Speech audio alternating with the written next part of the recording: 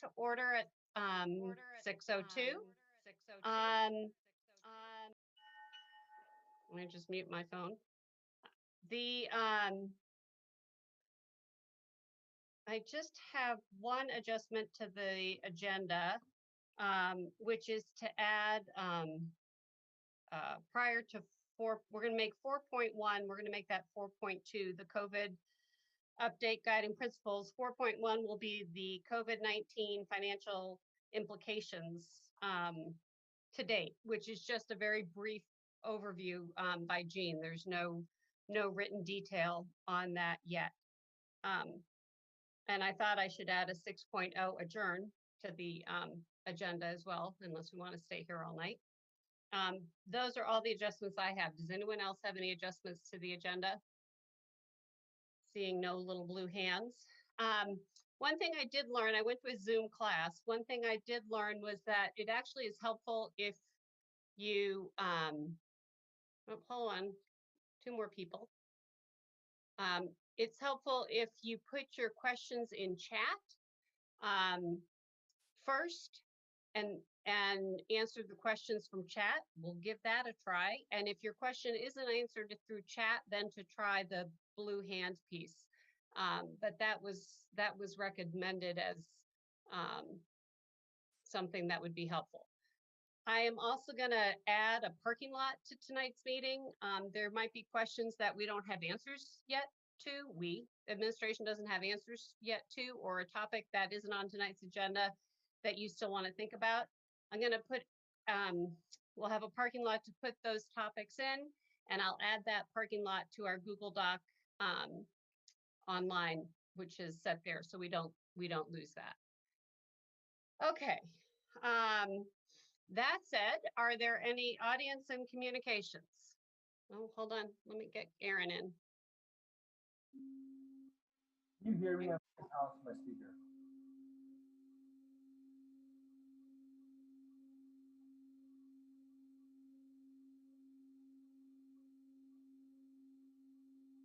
Lynn, I can't hear you. Looks like you're muted.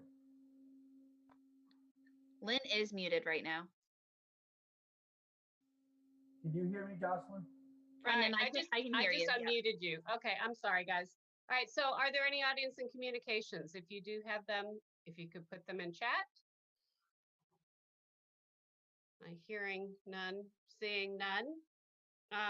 We'll go to 4.0 discussion. 4.1 financial implications to date. That is Jean. Jean. And everybody is muted coming in, so you'll have to unmute yourself. There we go. Can you hear me? Yep. Great. So I was just asked to do an overview of where we are financially. It won't just be for the current year because some of the scarier things are probably out in time. It's just going to be a verbal one. I'm happy to do something in writing for you, maybe the next time we meet, but things are changing very rapidly. So don't hold me to any of this. This is just the best information I have. So for fiscal year 20, which we're in, things are actually looking they're looking better on the expense side than they did the last time we spoke. We have a lot of confidence that any incremental costs are going to be covered by funding either from the state or federal government. So that's really positive. The other thing we talked about was compensatory services. For services we need to provide to special ed students, but can't provide in this shutdown. That's going to move into FY21. And again, we're kind of assuming that will be covered by state or federal costs, since that would be a true incremental cost due to the shutdown. So the expense, that's the good news. The expense side is looking pretty good. The bad news is on the revenue side at this point. We, of course, are going to have a significant shortfall in food service revenue. At this point, even with the assumption that we're going to keep feeding kids through the end of June, it will be well over $400,000 shortfall in revenue. And that's net. I took adjusted it for food costs and stuff. So that would be a hit to the general fund. There's other small things like building rental. Some people are pushing back on paying building rental since I won't let them in the building. Funny that, but that's sort of understandable. The third area, so we have expenses. Expenses look okay. Revenue, we have a big hole for food service. The other one is grant funding. Some of these are state grants. We get a big state grant for transportation. The state reimburses us for a percentage of the cost of transporting kids to and from school. Since we're technically not transporting kids to and from school right now, those salaries right now by statute are not reimbursable. So that could be another $400,000 loss of revenue, another hit to the general fund. I do understand that that's something that perhaps we can have a discussion with the state and the Senate Ed, state and Senate Ed may be willing to adjust that one because that's going to clearly be, that's state money. Food service is federal money, so that one's probably harder to adjust. The other thing, just a big assumption right now, it looks like our federal grants, the IDEA-B, entitled grants, Medicaid, that it looks like at this point we will be able to continue to charge the staff to those grants as we had planned, despite the fact that they may not be delivering the services under the grants. But that's sort of understood. And so at this point, we're making the assumption that that money that is spent in the general fund and then we charge it to the grants, or is just charged to the grants, that it will not be a hit to the general fund, but that's an assumption. So we're talking about $800,000 to $900,000 shortfall in revenue, and unless we're successful in getting maybe at least the transportation one reversed. So not great news, FY20. That's the picture there. Any questions on FY20 before I touch briefly on 21 and 22?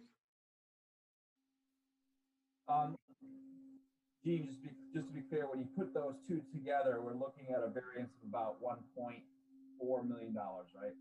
No, 400,000 for food service, 400,000 for transportation, and maybe another 100,000 for all the rest of the miscellaneous revenue pieces. Thank you. Yeah. And I appreciate this is hard to do just verbally, so thanks for clarifying, Brendan. For FY21, so now we're moving into next year. Again, we're assuming incremental costs will be covered. Unless we go through another shutdown, that those revenue shortfalls shouldn't reoccur. The big threat, I should say, to our budget for next year is at the state level. That currently because of all the shutdowns, the education fund is heavily reliant on sales use taxes. And with the shutdown, that's going to be very short. And so they're projecting a $90 million shortfall into the education fund. And the numbers coming out of the JFO are about a $40 million deficit to the state, to the education fund after they consume all of the reserves. Now, so that's where you're going to start hearing a lot of discussion coming out of Montpelier is well, not everyone's, but most of our budgets have already passed. The governor technically can't change the budget that has been passed by the people of our communities.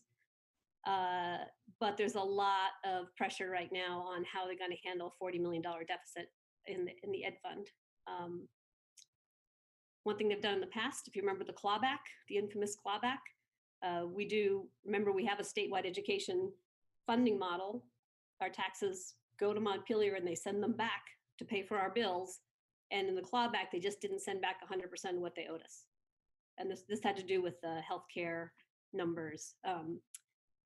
So there are mechanisms where the state could say, I understand your budget, go ahead and spend it, but you won't have enough revenue to pay it all. You'll have to either take it out of your fund balance or reduce your expenses to match. So that's a big question mark. Clearly, a $40 million gap at the state level is a big number for that fund. And until or unless there's some amazing recovery, economic recovery, or the federal government steps in to fill that hole, that could be something that the legislators will have to do something about before next year. Jean, can I interrupt you? Just a quick question I have here from Jeff. It says, is there any indication that the new federal assistance bill, 2 trillion, has monies embedded to assist schools with deficits from COVID-19? So that's a good question, Jeff. And Brendan and I actually talked about it a little bit because he's in the healthcare arm of the same discussion. We're assuming that any incremental spending we have to do will be covered by that, but not necessarily a food service deficit, for example. Thank you. So FY22 is where it really gets ugly, because that's at the point where that we'll be doing this. The budget will be developing in the fall. The tax commissioner will be setting the yield, which is what will affect the tax rate. The yield will have to make up for the loss of the ed fund reserves. Property values, I suspect, are not going to be robust in the next year. For FY22, people who have income losses this year will be taking their tax credits. It's a 2-year cycle out. So we would have to expect that the yield would be quite the wrong direction. In addition, there's a chance that we will have used up quite a bit of our district fund balance for the prior 2 years. The status of federal grants are a big worry when you're talking 2 years out, IDB and Medicaid and all that. If there's really a national struggle to deal with school spending. And then we have the waiting study implementation hanging out there too. So, so the work, it just keeps getting better. So that's where I have the gloomy outlook. FY20 will get through. FY21 could be a struggle, but it's all dependent on what comes out of legislation. And FY22, it's far enough out, maybe things can turn around, but it could be an ugly tax year. So that's my 5-minute to 10-minute dissertation on where I think we are with the financial implications of this COVID disaster. Brendan says we have a potential change how the state grants funds as well. There could be a potential change in that. I realized that was not clear at all, but there was also discussion that, if the state, cuts some stuff, and Jean, please jump in here, we could have like a $1 million or $11 million deficit or something. Does that make sense? Or am I We just lost you there, Brendan. Can you hear me now? Yeah. Okay. There was a conversation a few weeks ago about if the state changes how the equalized pupil, that we could potentially take a pretty big hit on our revenue too. I think that's the waiting study. Yeah, it's just kind of Jean seems frozen. I think that's when we were discussing those numbers, that's from the waiting study. Yep. Okay, thank you. I'm going to correct something I said earlier. I actually do not like reading these questions on the side. I feel like it then becomes a one-person meeting. So I'm going back to blue hands, and I'm leaving we're a small enough group, we can figure this out. So does anyone have are there any other questions for Jean right now, who's frozen in time? I can see myself moving. You can't hear me? No, we couldn't hear you at all. Back. Okay, seeing no other questions, blue hands raised, we will move on. Thank you, Jean, for that uplifting beginning to a meeting.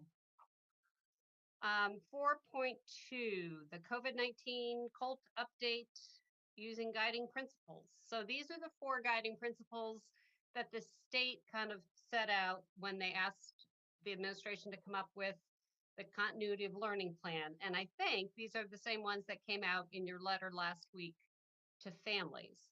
So that's how these categories came about. And when I was looking at that document, I think I sent it to you all too, that our questions that we came up with at the meeting last week all fell into that category. So it just and more. So it seemed like that was an appropriate way to kind of structure the discussion. So we're just kind of going to go through, and my understanding from reading that document from the state is these are in no particular order. We might have orders that we'd like to see them in, but we'll just start at the top with health and safety. And I'm not sure which administration is taking this. The administrator starting with that. Is that Eugene? You're muted.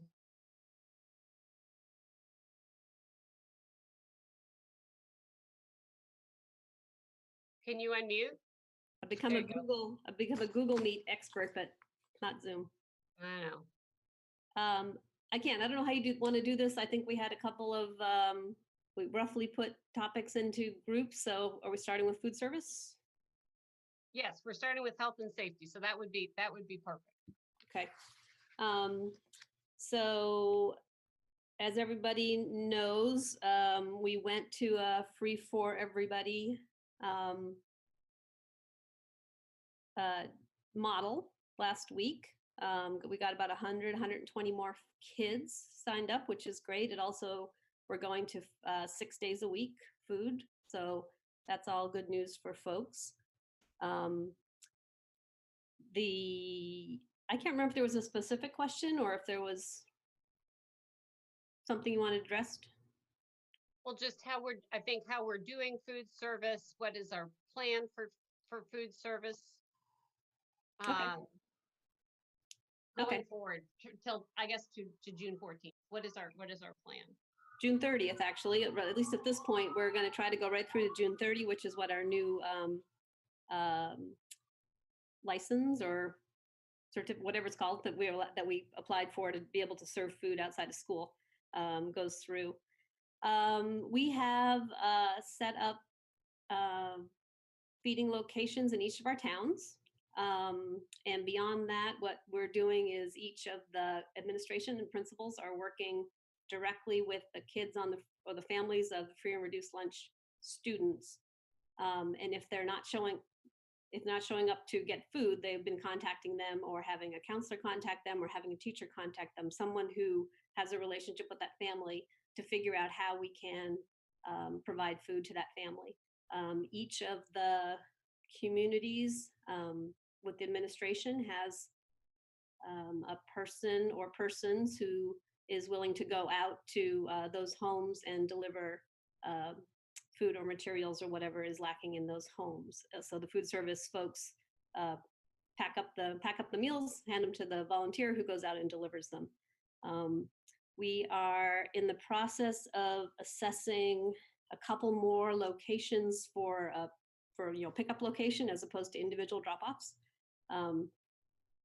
Talking about 2 in Williston, haven't gotten it. Williston seems to be working pretty well, so we don't want to mess it up, but there's at least 2 small communities within Williston that could probably benefit from having a closer pickup location. Perhaps 1 in Charlotte. We offered it 2 in Heinsberg, but the community there is really pretty happy with what they have. And we are starting additional drop-off service in Shelburne for families that are consistently needing food to be dropped off with them. So we'll be starting that tomorrow. Drop-offs or and then then Charlotte is actually a pickup location being serviced out of CVU, so that kitchen's not open. You should know that we have some real heroes. The food service folks and the transportation folks all can stay home if they want, and they are choosing to come to work at their own risk to provide food for families. We started slow because honestly, the feedback we were getting from some of our staff is they were very nervous that they were being asked to come to work, not just them, but everybody who was asked to come to work for different things, handing out the computers or helping kids pick up stuff that they had left at school, anything. My facilities folks, people are very nervous about having to leave home when everyone's telling you to stay home and stay safe. And so they have made this really sacrifice in order to feed kids that they know, because they see them every day, they know need to eat. What we've done to protect them is we've divided all of the big especially the big kitchens. We try to do it in the smaller kitchens, but CVU and Williston have split into 2 shifts that don't overlap at all. So they, a shift will work Monday, Tuesday, a different shift will work Wednesday, Thursday, Friday. They separate out so that in the case of somebody getting sick, I have to send the whole shift home. But if I have another shift, I can start it the next day with a different shift who has not been exposed. So the two bigger kitchens are operating that way. Our 2 smaller kitchens, Heinsberg and Shelburne, probably if I had to close them down, I could service them out of one of the bigger kitchens. If anybody has experienced the pickup service, we are trying everything we know how to do with the guidance of the state agency to prevent any transmission of any potential virus. People stay in their cars, a couple of various transmission methods, but basically nobody gets within 6 feet of anybody else. They try to stay in their cars. They don't get close to each other. Families don't get close to each other. And we're moving to masks. Anybody knows anybody who's good at making masks? My food service folks need masks and I can't find them anywhere. So if you're good with a sewing machine, please volunteer to make some masks for my food service folks. So that's the model that we're working with. It's the model that's being used in Essex Westford, Burlington, MMU, and Winooski are all using the same model where they have pickup locations with drop or delivery to families as required. The alternate route, the alternate delivery method is the bus route delivery. Colchester, Milton, and South Burlington have this bus route delivery. We have not chosen to go that way. It's a higher likelihood of COVID transmission as you send out many more people out into the community. It puts many more of our employees at risk. There are changes we'd have to make. It's a very complicated system. I don't think we could manage it with the staff we have right now. I struggle with sending fossil fuel buses all over town several days a week to service a very small percentage. You know, the additional families that it would reach, I don't think, and administration doesn't think, is worth the risk to the community or the employees. So that was our decision, and that is where we are. So I'm going to go in the order of the blue hands raised. So Angela, your hand is highest. Maybe it's because of alphabetical. No.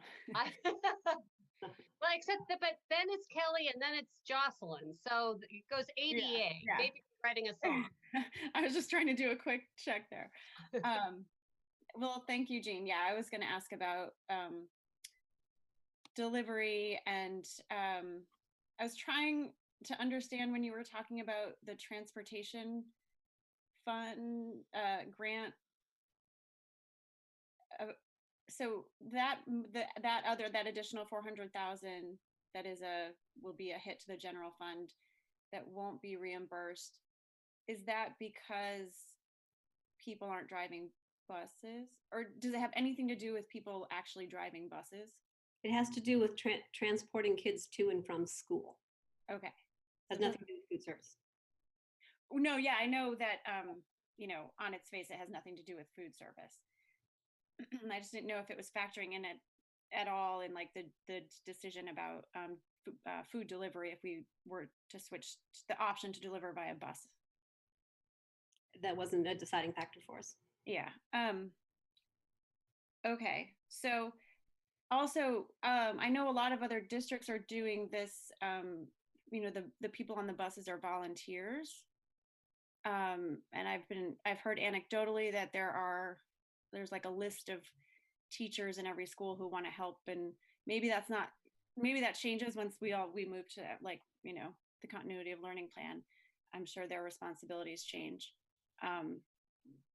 But I'm wondering if there's also, I just really like the accessibility for people, for families, of course, if food is being delivered. I'm worried that, and I know being delivery by request is an option, which is great. I don't know. I just feel like I also see, a lot of benefit to eventually delivering academic materials via that same delivery route if we come to that. So I guess I'm just wondering if there's any change that could come about that would maybe encourage you to reconsider the delivery option. Well, there's always something, but I can tell you that we did talk to all the principals, and nobody is considering any kind of. They don't need a delivery for materials, so that would have been a deciding factor for me. If we were going to have to do that, then why not do food too? But there's none, so we would just be doing it for food. And right now, we don't see, none of the administration or who are the ones reaching out do not see a need for this. So there's no driving need. So I don't doubt that there'd be more people accessing food. The question is that worth the risk to, almost 40 more of our employees and the community as a bus goes driving around neighborhood to neighborhood, a couple times a week. So our decision was no. Can I just maybe interject a question here from Jeff that pertains to that, like concern about gaps in food, of access to food. With 2 meals per day for 6 days a week, there are still gaps in food sufficiency. Is the district able to provide education and assist in linking families to the Vermont Food Bank, local food shelves? Like what is our relationship with those? That was from Jeff. We have a good relationship with them. In fact, we're working with them right now on the April break I think, make sure that we've got coverage for April break. We've been working with the food shelves because they have an interesting dilemma. They often go out and do their own shopping, and many of their volunteers are over 60. So they have reached out to my food service folks too. So we're working with them as far as on the April break, at least, saying, well, we're going to deliver the meals. Do you want to have the next table down? If you want to have bags, we could facilitate, handing out additional bags of food, something to that order. Up to this point, honestly, you guys, this has been a really heavy lift for my team, and we haven't, just getting 12 meals a kid out a week is, we haven't gone beyond that. So the only thing I would add, sorry, I was just going to add to that, Jeff, that where the connections are being made with individual kids and families is through our school counselors, our social workers, and often special educators. So the other variable that is never a public variable is that within our buildings, our educators know who these families are, and they're working individually with those families to connect them with services and support. So, I've been kind of behind the scenes looking at some of the work of our school counselors. It's pretty impressive. They have created a lot of shared resources amongst themselves, and they really are, because they can't be in person with families, they are really emphasizing the connection to outside agencies. So that's more of a global thing, but I do think that individually our schools know best who the families are that need that support, and they are providing that. So that's not a sweeping partnership, but certainly that's one way that they're being connected. That's really helpful. I was wondering about that specifically, and you're answering that, Megan, if in those conversations about other available resources within the communities. It sounds like families are getting that information during those discussions. The other thing that I just wonder about is if it makes sense to periodically, in the communications that are going out to families, if there could be some information about food insufficiency contacts, or just. That's a good idea. We could start adding that to our bags. Periodically. Mm-hmm. Yep. Kelly, you were up. Oh, Can I just finish my question? Sorry.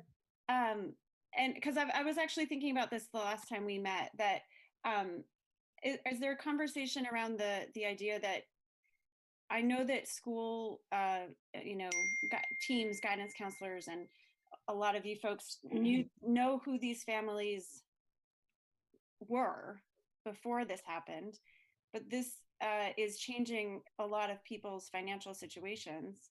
So how do you think that you know who they are now? And do you feel like you're reaching, or I'm just concerned about those people who were not in this position of needing help prior to this pandemic, and now they are in a position of needing help. They've never navigated the system before. They're not already in the system. And I don't mean the system like the many systems there are. And I'm concerned for those people who aren't going to know exactly how to reach out, how to get help, and how do we reach them. Angela, I would say that we're concerned about those families too. I think there's a couple different ways that we're reaching them, and I'm talking more globally beyond just food service. I think to things that Jean has shared before, we have mechanisms for families who aren't usually free and reduced to be able to get food. But beyond that, schools know the families that have existing need. They also are pretty savvy at knowing who's precarious. So I think they know more than you would think about the people that are on the edge. I think a lot of individual contacts with classroom teachers. I think when it comes to structures, there are a fair number of ways that families would be able to access the people closest to them, their teacher, their counselor, their principal, to be able to say, hey, I don't no idea how to navigate this. So that doesn't mean that immediately we could name all the families right now that need help. But I think there are a pretty significant number of structures in place to help find those. Kelly, your hand is next.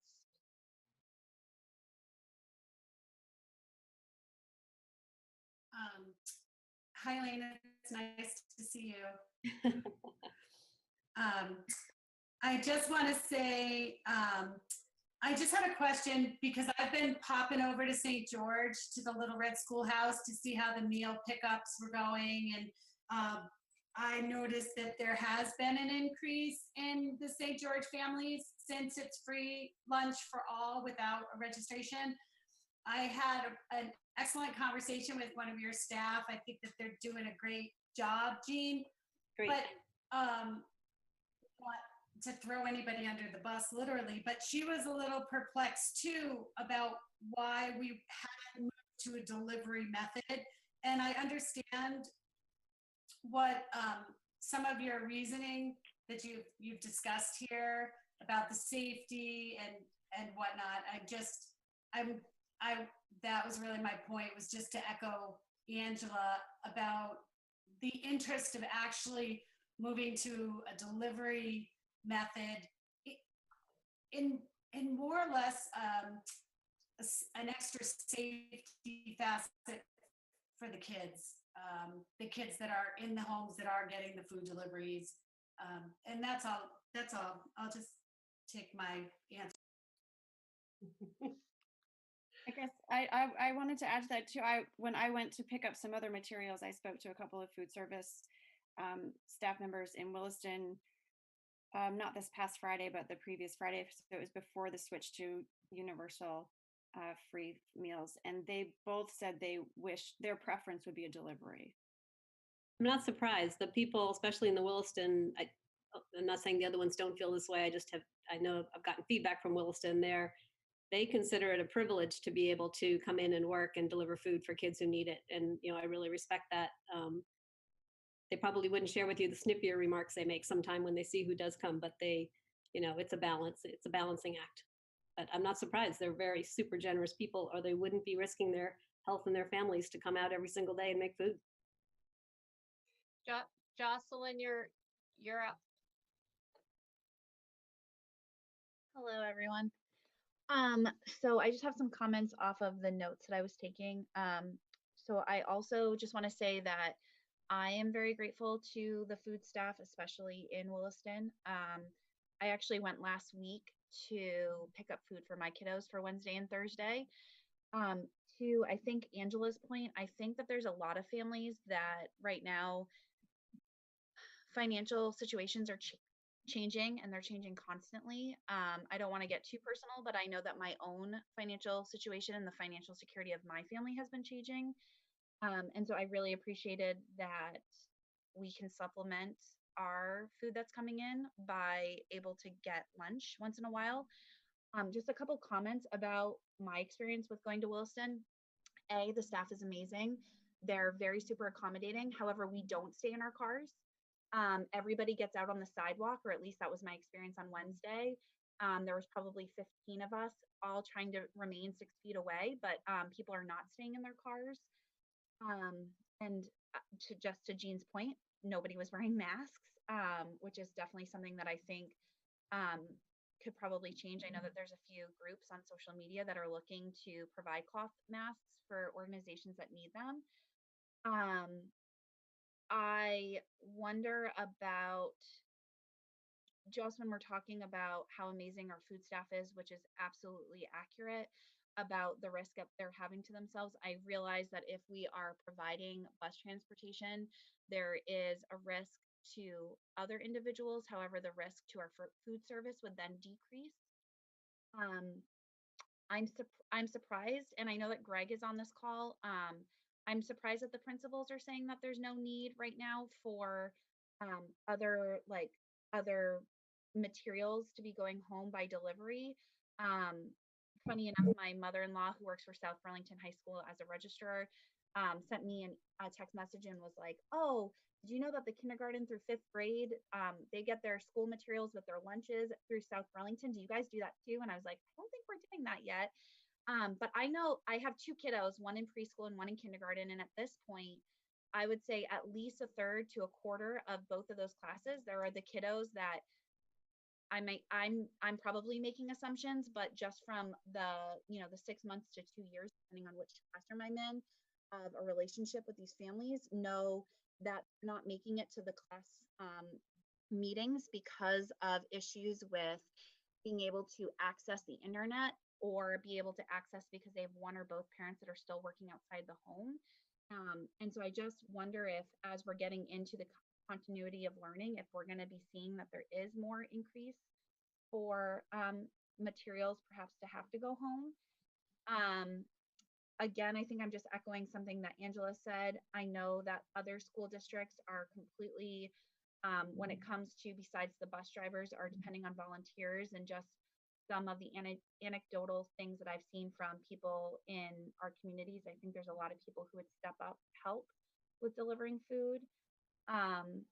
And I'm questioning about the 12 meals. And I think this for me is just something, a question that keeps coming back down to communication. So I know that I went on Saturday to fill out, to see what was lunch options for this week. And there was only the option for Monday through Friday. There was no 6th option. So I know, like, I signed up for tomorrow and Thursday, but there was nothing after Friday. So this is the first time I'm hearing that we'll be able to do 12 meals. And I know and I appreciate so much that the communication about the meals is, and if you have any questions or you're having any hindrances of getting this, please let us know. But just going back to a point that I think Angela was making, I think that this right now, and I'm really coming from this from a totally like social worker perspective, is I think there are so many families that are having to access resources that they've never had to access before, that they don't know how to, nor do they know who to ask for.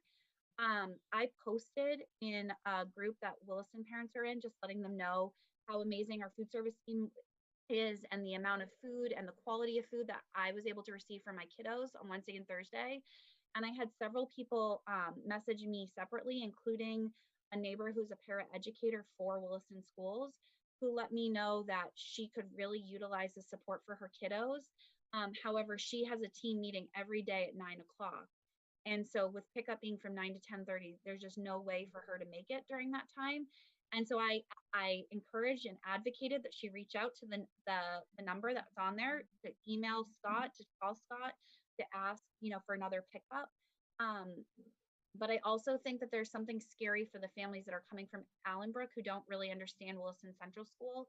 With lots and lots of messages of people asking where they're supposed to pick up and unfamiliarity. And I know I've written this before, but I also think that there is something to be said having contact from someone from the school on a weekly basis or twice a week or 3 times a week, where you just know a bus is coming. That's a safety for both our kids and for our families, that I just don't know that can be made in a different way. And so those are just all thoughts. I guess I don't really have a question necessarily, but those are just some thoughts that I have. Thank you. Thanks, Jocelyn. Brendan? So kind of what I'm struggling with throughout this conversation is that administration is making a decision off of data and feedback from people who are in the trenches, in the schools, the principals, talking to family members. And yes, just like Jean said, this would benefit a small population, but I don't see any data that says that we should even be having this conversation based on the fact that it's a small population that we're going to get. And then how many of the people out there wouldn't a bus delivery wouldn't work, because then they have how would a bus delivery help somebody who has a 9 o'clock meeting every day, because they still would have to go out to the curb and get the food. So I guess we have a lot on our agenda.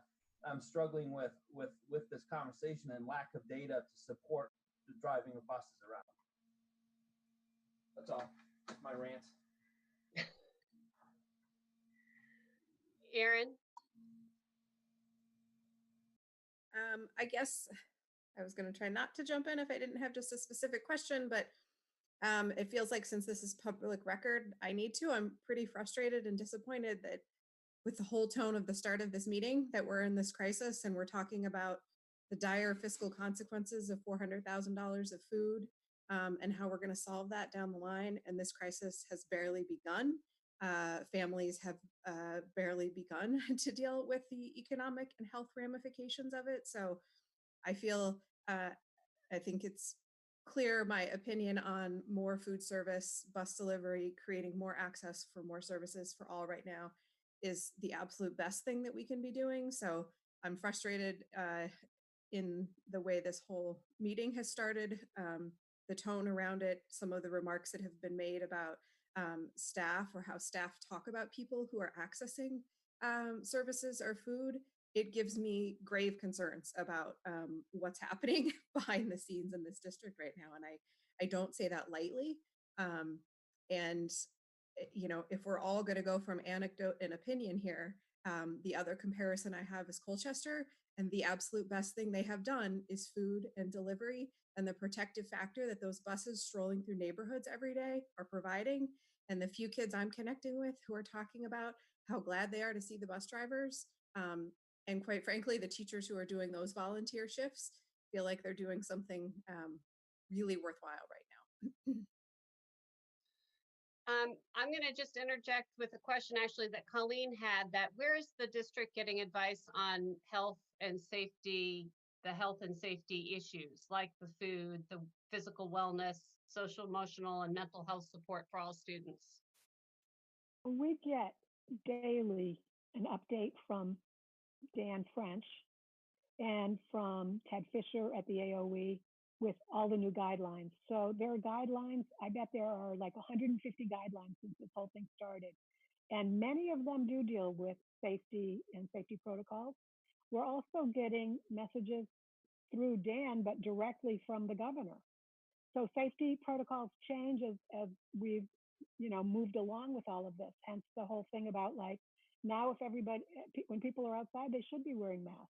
So whether we're doing bus delivery or people are showing up to pick up the food, they should be wearing masks, just like they should be wearing masks if they're going to the grocery store. Also, I would say superintendents have a weekly, right now anyways, it's a weekly meeting with Dan French, a Zoom meeting, where he answers all of our questions. These are the kinds of things that come up. What are people doing? What should we be doing? People sharing. The Champlain Valley superintendents meet daily as part of a Zoom meeting to discuss how they're handling different things. And most things were all on the same page. Some things are different because of local circumstances or whatever, but I think we're getting a lot of advice on safety, health and safety. And to the extent possible, we adhere by it. Okay. Any last, or Jocelyn, your hand?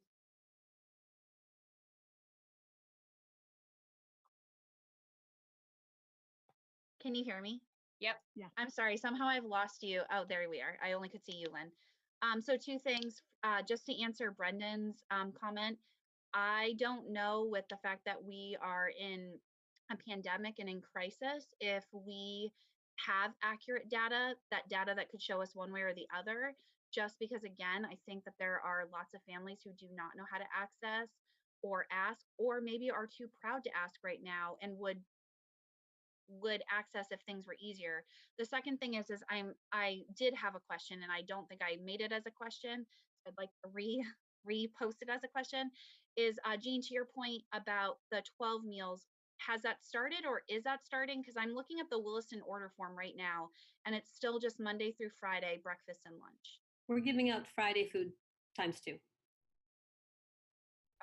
Do family, has that been communicated to families? Because I didn't realize that, and I swear I've been trying to read everything that we've been getting. Probably not. We'll just give you 2 orders on Friday. Okay. We're, like I said, we're working really hard to keep our head above water right now. If you guys don't know, we had to shut down the whole CVU cafeteria last week because we had someone who had thought they had been exposed, and we had to shift around all of the food service out of CVU to the other schools. We're making a lot of changes on the fly, and this was just something as we kind of in the middle of redoing our applications to be a summer food program in April, discovered that we could do 6 days a week. And so we said, well, the fastest, most efficient thing would be to just double the Friday food. Then I would just wonder if in the next communication that either comes out from schools or from CVSD, if maybe that could be communicated, because I just wonder if you would see more families ordering on Friday, knowing that they would also have food for Saturday. Just because when you're going for a pickup, I know for myself and from other people I've heard from, it feels worth it to go and get 2 meals worth on Monday and Wednesday. But like with Friday, it's like, oh, I'm just getting 1 meal. Because again, just like we're talking about with our food staff putting themselves out on the front lines and putting themselves at risk, families also feel like they're putting themselves at risk going to the school to pick up food. Not to say that risk isn't worth it, but saying it is a risk. So I just think that, like, when you know you're getting 2 meals versus 1 meal, it feels like it can feel a little bit more, like it's worth the risk kind of thing. So. Totally, that's not a problem. We can absolutely do that. One thing that we heard from the AOE and the food service, we have weekly calls as well on health and safety. And one thing that they're struggling with the bus drop pickups is all the kids or families who are at that bus stop have to physically go and wait for the bus at that spot, for the 10 minutes or whatever. So, that I'm a little disturbed, Jocelyn, by you saying there are 15 people out of their cars. I might have to do something to see if we can keep that from happening. I was third in line, and I will say everyone respected the 6 feet. They respected the 6 feet apart. But I got out of line. I got out of my car because there was already 2 people waiting in line. Yeah. And I also just have a question too. And I saw this, I believe, and I'm sorry, I don't know the school district. It's the one that Swanton is in with the, they're in MU too. I know that I can only assume that maybe they weren't getting as many people for the meals that they thought that they should, but they started having people just put coolers out, and you just had to put a sign with the number of people who would, how many kids you had in the household, and they were just putting the meals in the cooler, so you didn't even have to be there, so there was less risk of actual interaction. So that's just something, if we were to move to busing, that perhaps we could also talk about, so people kind of leave a cooler, some kind of bag, walk away. And we've been through like I said, we have weekly meetings. We've seen all of the different options. One thing, just to, I don't know if this makes people feel better or not, but maybe somebody on Colt can remind me when we put out the survey about, we tagged it was about who had internet access and things like that, materials, things like that. But there was a food service question directly on that. And it had very good response rate, I believe, and there wasn't a whole lot of people saying, I need more food support. So we have reached out. I mean, I am hearing the concern that people's situations are changing rapidly. And so perhaps we'll have to, maybe right after April break, we would send out another sort of communication like that to say, and so if people, maybe they'll feel more comfortable clicking, yes, I need help with food, than they would calling the food service director. But if they do that, we can get back to them, reach out and make it easier. I'm just going to jump in here because I know we have food has been on everyone's mind for a very long time. And there's a lot of interest behind it, but we've also been on here for 52 minutes and we are a school that also provides education. And there are some other areas that I think it would be helpful if we heard from as well. I'm not saying we won't ever come back to food, but I think in the interest of time, we could move on. That's okay. Is there anything else under health and safety? If not, we can move to equity. Please tell me someone else is going to go first, so I don't have to do 3 in a row. I think it's between you and Jeff. Well, I'll go then because mine's shorter, and then I can sit down. Okay. My stand-up desk here. So, the easiest one to touch on equity is the hardware internet access. Mike Canfer and his team have been doing an incredible amount of work with, again, the same folks that we mentioned before on food to see to try to get people make sure that they have internet access. It started out, but I think this is kind of it started out being very few people reaching out, but as quickly as we started pushing education out to families, they realized that maybe the internet access by using their phone wasn't going to be adequate, and so that number started ramping up.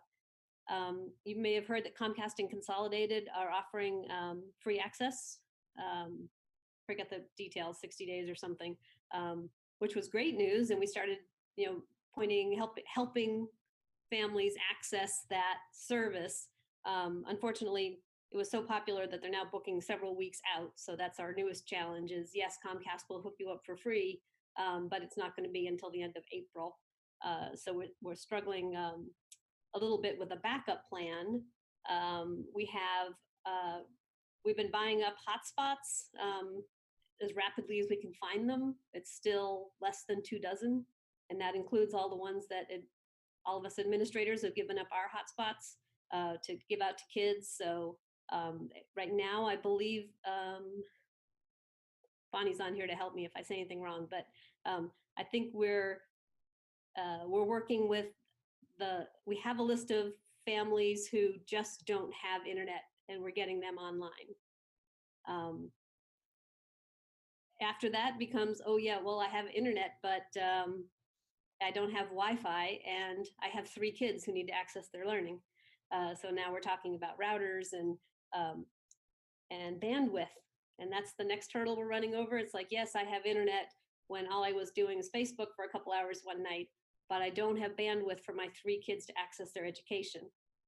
So we're looking at helping, I say helping. There's some families who just who need help. They need facilitation help in getting what they need out of their service provider. So we're helping as much as we can there. And in a few limited situations, if a family just can't afford the higher bandwidth, we're helping them out there too. So we'll try to take care of that if that's the gate. So anything we can do, this is all physically, providing either equipment or access. We're trying to knock down all those problems. And the only one that we're struggling with, and this is I guess this still falls under equity, is that we have a couple situations where teachers don't have enough bandwidth to deliver education to kids at the same time that their own children are trying to access their education for their kids. So the bandwidth problem is sort of if you're peeling the onion back, we're taking care of do you have access to the internet at all? do you have access for everybody at your house?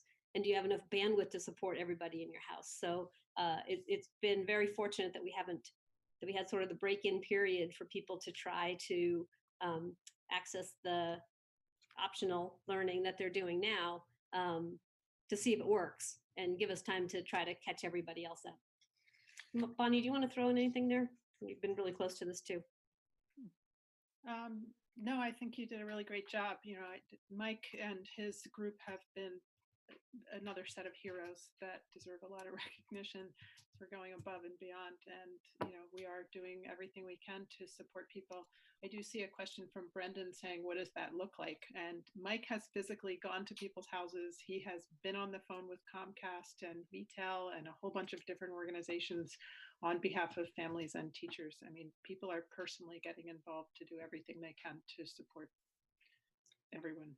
Now, on the other thanks, Bonnie. The other hardware piece of it is the actual Chromebooks. So, all of our students down to 3rd grade we have one-to-one Chromebooks, so we could send them home. After that, they become carts that are used in classrooms, and they're not one-to-one. But we did an inventory and realized that we had enough Chromebooks to cover the entire 2nd grade. So some schools have opted just to send their Chromebooks home with the 2nd graders. Some have split it. If they have a mixed 1-2 team, they might have had to do something else. But we're getting all the Chromebooks out that we can while keeping a reasonable reserve for, backup for when people break them over the next couple of months. And then we have about 50 to 70 Chromebooks left after we do the 2nd graders that are going home to families of who have kindergarten, 1st grade kiddos who just don't have any other device at home. Don't have a device to access, anything for their kiddos. So it's not like they're doing classwork. We don't expect, maybe Greg can correct me if I'm wrong. I don't believe we're expecting every kid to have a Chromebook to do an assignment, but if you have kids that just have no access at all, they were trying to get something home for those families as well. So that's what we're doing on hardware. Colleen, did you have a specific question about the hardware stuff? Hi, Jean, first of all, I just want to say thank you for all your work on this. It's been incredible. And I know it's all imperfect because everything's in the works still. So I appreciate what you're doing. I just have a quick question. You probably have already thought about this. I'm interested in microphones and headphones for kids so that they could fully participate. For example, Elise was on a meeting last week and her audio was poor with the Chromebook. And Elise, I don't know if you've had experience with the Chromebooks and the audio portion of it. And so I'm just, putting a question out there. You don't need to answer now, but in the future, think about headphones and microphones. Thanks. I really haven't done much on that. I don't know if Bonnie, if your DLLs have run into an issue there. And maybe we could get Elise to say what her experience has been with the audio piece with the classes. Thank you.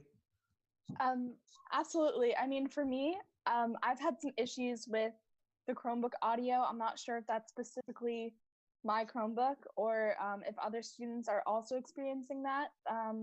Personally, I've always have to use like an iPad or an iPhone, which I'm lucky to have, but some other students might not be. So I have found that to be an issue at times, or just the Chromebook being slow, which just happens, but it is something to consider as being an issue. Yeah, thanks. Thanks, Elise. Any other questions about internet access in what we're doing on that front? Thank you. So Jeff Evans. Yes. Megan, I don't know if you wanted to mention some of the services piece right now, or if you wanted to wait until I talked about remote learning. But around, yeah, I was going to ask. It might be a good time for you to chime in first, then I'll go. Sure, sounds good. And if there are follow-ups after Jeff talks about education for the whole, I'm happy to answer those too. But under the category of equity, when we think about students with disabilities in particular, so kids on IEPs, it presents as you can imagine, a pretty unique challenge. So I can tell you first just some form and function things that we're required to do, and then a little bit about what we are doing. So when we move to continuation of learning, which is officially Monday, then students with disabilities have a right to receive services and supports in order to make progress toward their goals. So what's been happening in the past 2 weeks is case managers have been, first of all, making sure that the things being distributed for maintenance of learning are accessible. They're not necessarily providing services, but they might be doing an awful lot of things that feel like services because they're meeting with families. They're trying to get a sense of what supports are available at home and what aren't. All these questions about internet. For kids with disabilities, they may or may not be able to access their education remotely. And so as we move into the next phase, every case manager will work with the students on their caseload to develop what's called a continuation of learning plan, which is essentially an amendment to their IEP. IEP is individual education plan. That will outline what their service delivery will look like for the period of remote learning. And so we have very creative special educators, related services providers, speech pathologists, thinking about what service delivery will look like. We know, and this goes to Jean's point from earlier in tonight's discussion, remote learning is not going to meet all the needs of all kids on IEPs. And so one of the things that we will be required to do when we're back is sit down with all of those families, review the data, kind of assess where the kids are and determine what they missed because of just inherently the challenge of accessing education that way. And we'll develop plans to provide compensatory services. So that's kind of an overview, but I'm happy to either share more or answer questions, or maybe it will make more sense after Jeff's part. Megan, I actually had a question. I just had a question. You said when we get back together in the fall, has there been any talk about summer school? In terms of, we normally have summer school, has there been any guidance on whether that will happen, or are we going to have to continue this through the summer as well? When I say come back, I mean come back to the extent that we're allowed to be together in person with kids, which I hope is this summer. We've already had some preliminary conversations within special education about the idea that summer might be exactly when we provide a lot of these compensatory services with a much more robust special ed summer program. So yeah, I hope that we will follow as soon as we're allowed to congregate in groups, to be physically present in our buildings. That's when we would start those conversations. And if that were to happen, in June, we would do that in June. But we'll go based on when we're allowed to. Okay. Kelly, I'm sorry, I didn't mean to. I didn't mean to jump in that's there. Okay. I just couldn't find the stupid hand thing. But just a quick question about the evaluations for children. Granted, we're talking about specifically right now IEPs and kids with IEPs, but I want to understand the plan for the greater population to see what they have lost over this year insofar as this online learning. I think there's going to be the self-motivated kids, and there's going to be the children that have parents that are behind them, and then they're going to be the children that are just going to fall off that radar screen. So what's the plan to see where the general population is? Yeah, so I don't know, Jeff, if you want to start, and then we can, because a lot of that is baked into our continuation of learning plan. Right. Yeah, it is. And we have set expectations for everybody. I'll just jump into remote learning because I think the last couple of topics are overlapping enough so that we can do it that way. So as you know, there are two phases, and we're moving from the maintenance of learning phase, which will end Friday, into the remote learning phase.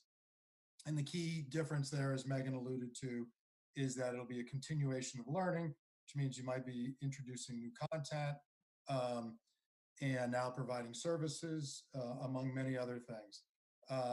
And what we have done is we did a lot of research. We've collaborated with a lot of districts throughout the region. We're looking at each other's plans in putting together a district plan for remote learning, which has to be submitted to the state tomorrow, by the way, and I'll get it all to you as soon as it's ready, and it's very close to being ready. Principals and myself and a number of other groups of folks created sets of expectations for teachers and teaching teams for when they build their remote learning plans for their students. And one of those things, Kelly, is exactly how you're going to provide the supports for students for whom this is not meeting their needs in the typical tier 1 intervention mode. One of the things that's in there for expectations is that there has to be a process for every team or teacher to get weekly feedback from students and parents about how this week is going, about what is working, what isn't working. We're giving guidance around how to provide feedback on work so that we can have that sense around how particular students are progressing. So in addition to constant check-ins, the other thing we're going to have to do is figure out a way to make some adjustments to our common assessment system when everybody's back to start getting some baseline data about where students are. And we've actually started the conversations about perhaps we can start doing some of those assessments in June towards the end of this period so that we can have some information before school starts again. Additionally, the expectations address communication, instruction. We provided guidance for each grade span. And what we've asked teachers to do is to design learning that and you saw this in last week's communication, for K4, between 1 and 2 hours worth of work. And again, this is a very inexact science, but that's the design intent. 2 to 3 hours for middle level and 3 to 4 for high school. And so this is requiring an awful lot of collaboration on the part of teachers, particularly as you move up into the grade levels where students have multiple teachers and they don't necessarily work on a team. And so it's been a really big lift for our teachers and for our admins and for coaches, DLs, coordinators to facilitate those conversations. But we've made a lot of progress. Families will be getting remote learning plans and details about those plans towards the end of this week, if not sooner, in terms of the expectations. And let's see, what else have I got here? Also, all the plans that teachers are creating are being submitted into one place so that I have access to all plans. This allows us to mitigate any circumstances where a teacher might get ill and not be able to implement or execute the plans. It also allows me and others, admin, to look at expectations to make sure that they are staying within the guidance that we've provided, and also that there is some consistency to the expectations. Can't say enough about the spirit to which our teachers are embracing this work. We've had virtually no experience with this or training or preparation for this, but they've really embraced the idea that we create plans that focus on 3 things: connecting, engaging, and learning. And it's in that spirit that we're trying to do this work. Finally, last thing I'll say is that we will continue to gauge how it's going for our families based on through surveys and other mechanisms. We got really good feedback about the maintenance of learning experience from our families last Friday and earlier this week. and we are going to build a mechanism by which we can continue to take the temperature and try to be responsive to families' needs. Brendan, you had your hand up. Did you have a question for Jeff? I do, yes. Jeff, so I have 2 kids in the district, and both teachers are doing outstanding jobs with, adapting to the new environment. One teacher is definitely more proficient with the programs such as Google Classrooms they're using. How are we supporting the teachers who may not have a higher level of ability in the online type learning stuff? Yeah, I'll chime in and then I'll let Bonnie chime in because her digital learning leaders have been doing a wonderful job of supporting that. One of the things that you have to have in your plan, each school, is how you're going to provide professional development for your staff throughout this process. And schools are building mechanisms for that. For instance, at the high school, every DLC day, and then they offer 2 workshops per week for teachers. All the DLLs are running a number of workshops, but yes, that's been a significant need. And Bonnie, do you want to chime in with more details? Yeah, I mean, Jeff just said it, but the digital learning leaders are all offering regular office hours daily, as well as specifically focused workshops around how to use Google Meet, how to use Google Classroom and Seesaw to a different degree and in a different way. So there are clearly defined workshops. We're also refining and updating other resources that we have, creating video tutorials for people so they can access it in whatever way it feels best for them. Angela, did you want to chime in? Yes, thank you. You might have been referring to something like this, Jeff, but I'm wondering if there's a way that the district will be able to monitor for controlling for best practices based on, because from what I can tell, it seems like each school is kind of, and even teams within a school are taking their own approach in some schools. I really love, we got the Shelburne weekly letter, I guess, and his Scott, is it Sivo or Sivo? I should have figured that out before. But his letter was amazing, and I love that they have this hub for remote learning, or that you can just go to this site and every team is listed there, and then all the resources. Because I know I have 2 kids, and it's different with each kid, and I'm getting emails, and some are from the teacher via Google Classroom, and some are from the teacher. So when I'm trying to find, wait, where was the link to that learning menu? Which email was it in? Like, it's just a lot to keep track of. And I love that idea of having it. I think I was looking at the materials that were linked through the CULT report, and it seemed like they were based off of some Heinsberg examples. So yeah, I was wondering if you're kind of monitoring what's going on in a way because no one has done this before, to see what practices rise to the top and then implement them district-wide. I can speak a little bit to that. Every single day up until this week, the lead team has met with the central office leadership team, so everybody together, to go over exactly those kinds of things and to share ideas. And at this point, up until this Friday, it's been just maintenance of learning, not continuance of learning, right? And so there were bigger parameters around what people could do. And even so, we would bring up, like, some people are going way out there. They're going into the continuance of learning. They're going past just the maintenance of learning. And so that causes parents who have kids in a couple different classes to say, wait, like, in this one class, they're doing all of this stuff. That's going to change a lot once we get to maintenance, to a continuance of learning, right? All the plans that Jeff just shared, they're for everyone. But even so, and now, like, we're not meeting every day. Just this week, we decided we're going to meet like 3 times a week. Even so, 3 times a week for up to an hour or over an hour, it's exactly the conversations that you just brought up. What are we doing? What's good practice? I know we have a thing from Colt on the agenda that was shared by one of the principals that we're going to share with everybody else tomorrow.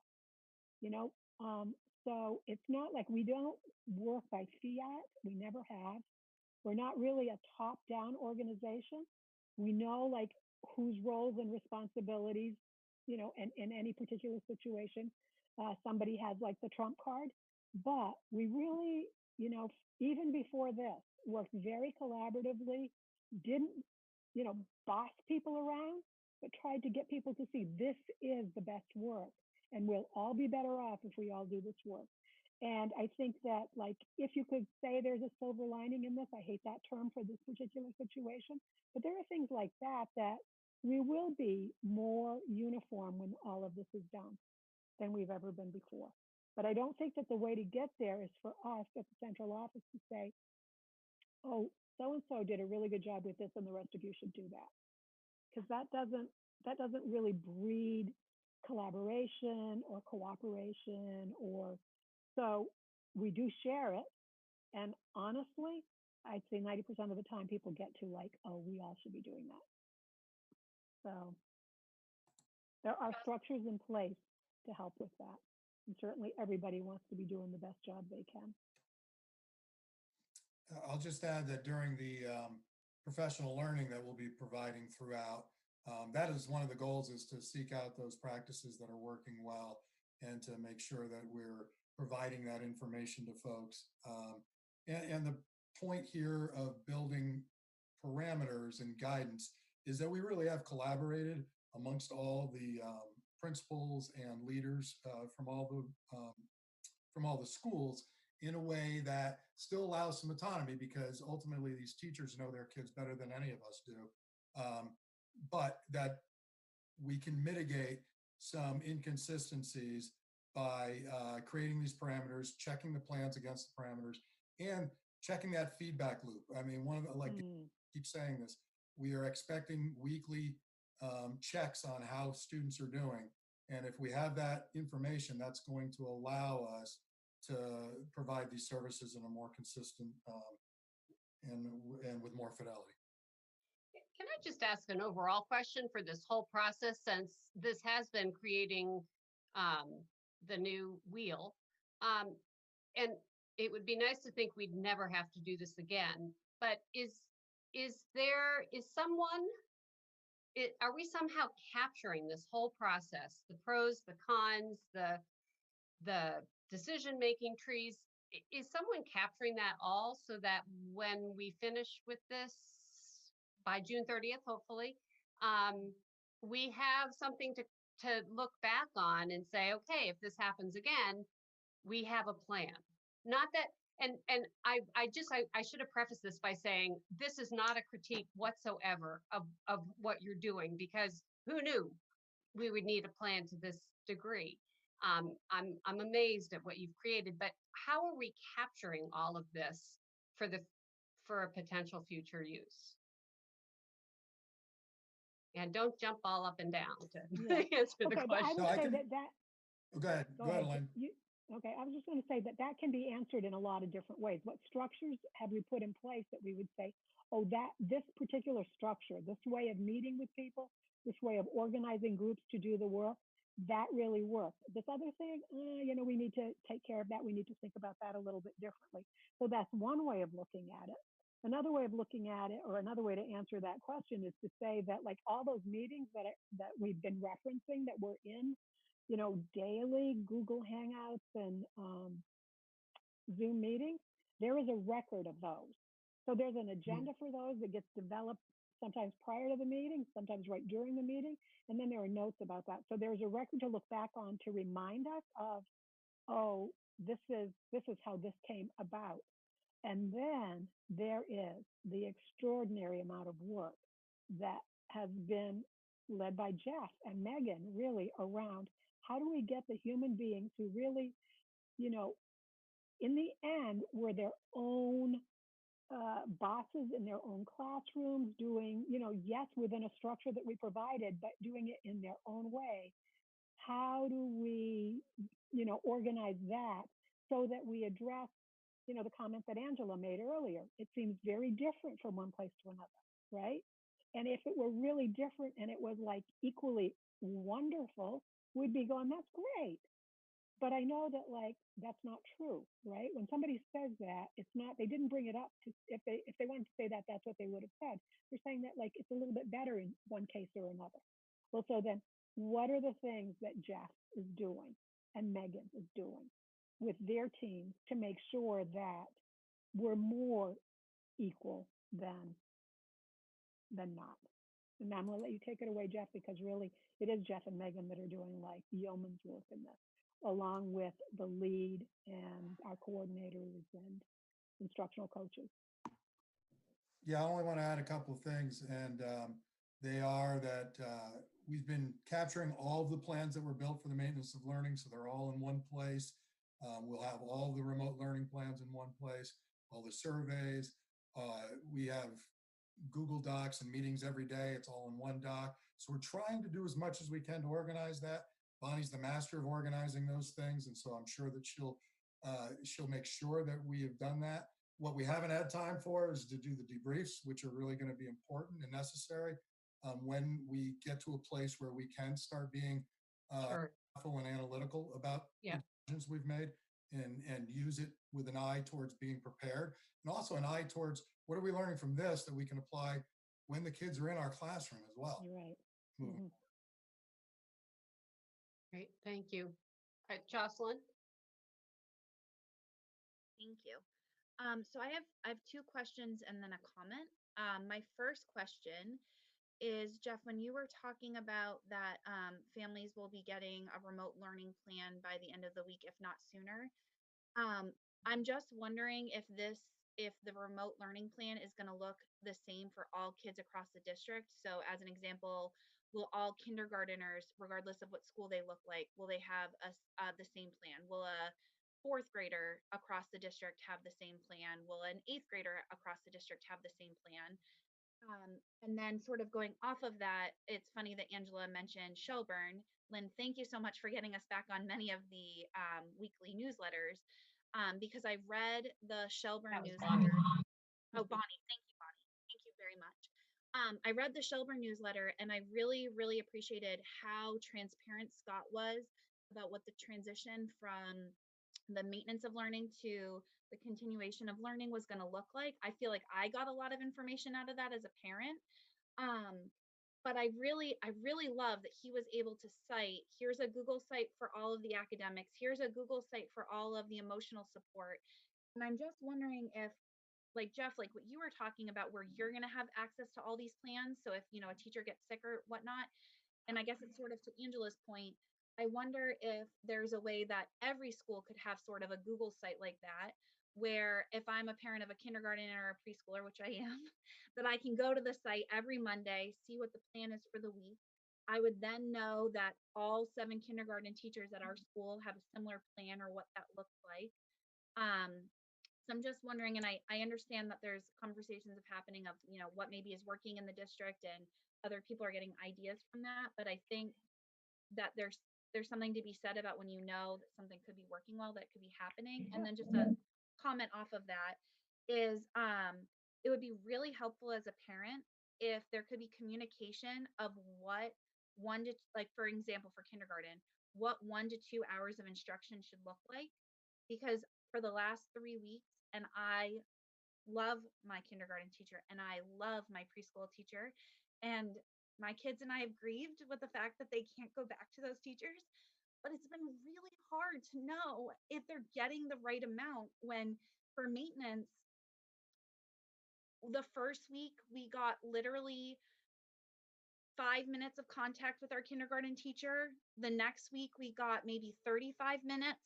And this past week we got a 30-minute meeting. And then we had 3 1.5-minute seesaw interactions. And maybe that's exactly what it was supposed to look like, but it's really hard knowing. And then, there's people reaching out saying, hey, what's your kindergarten teacher doing? What's my kindergarten teacher doing? And so this isn't a judgment, but like right or wrong, like it would just be nice to know, like, okay, so moving forward into the continuation of education, 1 to 2 hours, this is what you can expect for it to look like. Just so parents know this is what I'm responsible for, and I know what what I should be expecting from my teachers. Thank you. Yeah, I can respond to a couple of those questions. One of the things is that it may be within a grade level that there will be different plans put together. It's not like everybody's got one kindergarten plan for the district or one fourth grade plan. The expectations that they're working from are the same, and you'll get a good look at those if you look at the docs that I linked into the Colt report, or when you look at the plan. The other piece is the communication piece, and Bonnie can speak to that. Shelburne has built a really wonderful site, and it is something that others are looking at and trying to figure out whether this is the best mechanism or not. Another piece is the plans have to include exactly how they're going to communicate, effectively, so that you're not hearing from 5 or 6 different teachers, but you're hearing from maybe 1 or 2 reps from a team. And then I think the other piece is we have to give ourselves permission to be learners now, and that we have to keep evaluating how what the experience feels like for children, and then making adjustments. And we have to support one another too. We want to honor the fact that we have wonderful teachers who know their kids extremely well.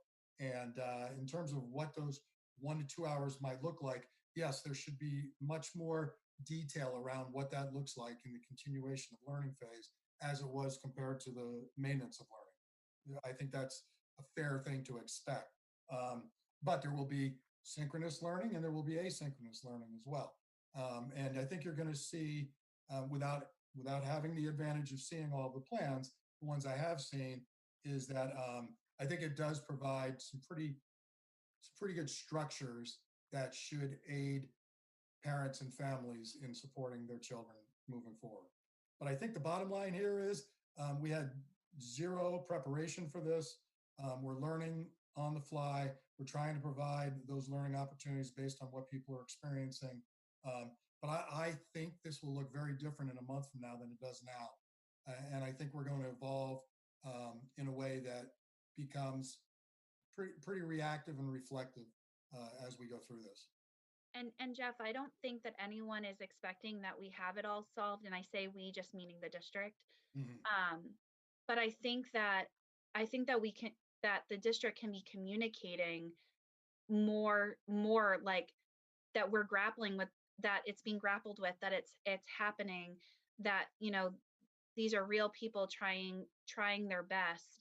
And I don't know if anybody saw this, but Burlington Vermont Mom's blog actually took Angela Fillion's message from the school bell last week and made it a post, just because Angela was basically telling everyone, you don't have to be perfect. You don't have to be following this. You don't have to be doing that. You just need to be there for your children.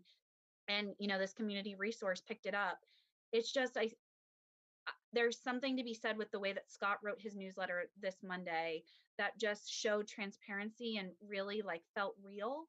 And I just think that there's stuff that can be modeled off of that, just so that families don't think that we have it all figured out and then it still feels a little chaotic. Like we can be communicating that we don't have it all figured out and that, we're all doing our best.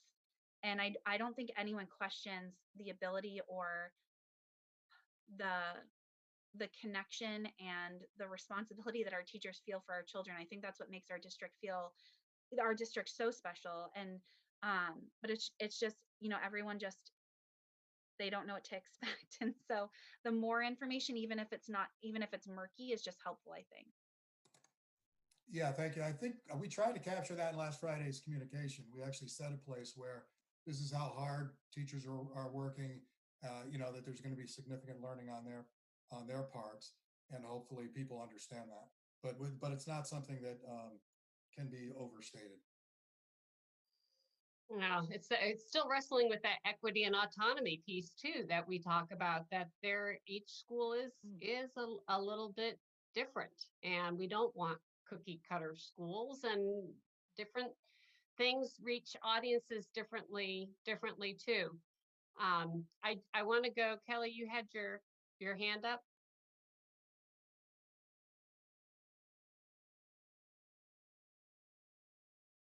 Yes, thank you. I just want to add, Lynn, I'm hearing something different. And with respect to the autonomy of each individual school, I think we as a board have supported that. What I'm hearing from some of these comments and how I feel myself is the lack of a single solid communication message from the district. And that is where I feel we're lacking.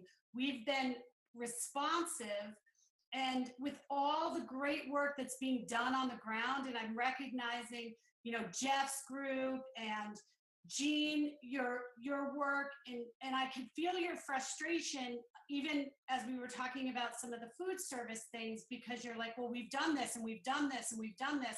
But the bottom line is there hasn't, in my opinion, been an overarching supportive communication plan from the district. Yes, Shelburne does this, but what is the district offering that can even enhance what Shelburne does so that everyone can be on that page?